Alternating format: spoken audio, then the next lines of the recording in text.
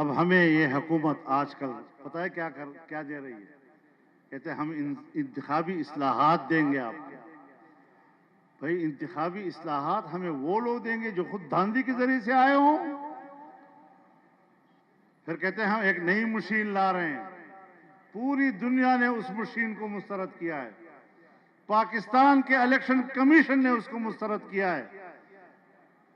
وہ مشین کون سی ہے؟ جو ووٹ کو چوری کرنے میں مہارت رکھتا ہے، ایسا مشین ہے۔ ہم تمہارے انتخابی اصلاحات کو جوتے کے نوک پر رکھتے ہیں۔ تم کون ہوتے ہو ہمیں انتخابی اصلاحات دینے والے؟ تم تو مردود ہو،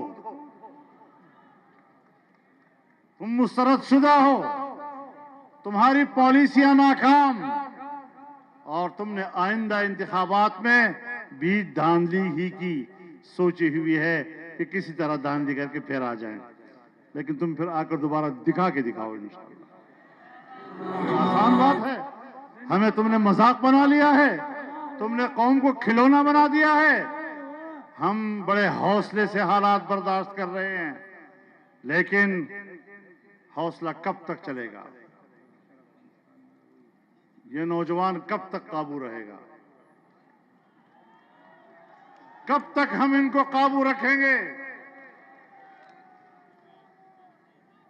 نہ اس ملک میں اسلام کا نظام آیا، نہ یہاں جمہوریت آئی، نہ یہاں خوشحال معیشت آئی۔ اس لیے تو لوگ سوال اٹھاتے ہیں کہ پھر پاکستان بنا کس لیے تھا؟ اگر اسلام کے لیے بنا وہ نہیں، اگر جمہوریت کے لیے بنا وہ نہیں، اگر معیشت کے لیے بنا وہ نہیں، تو پاکستان کے مقاصد کیا ہیں؟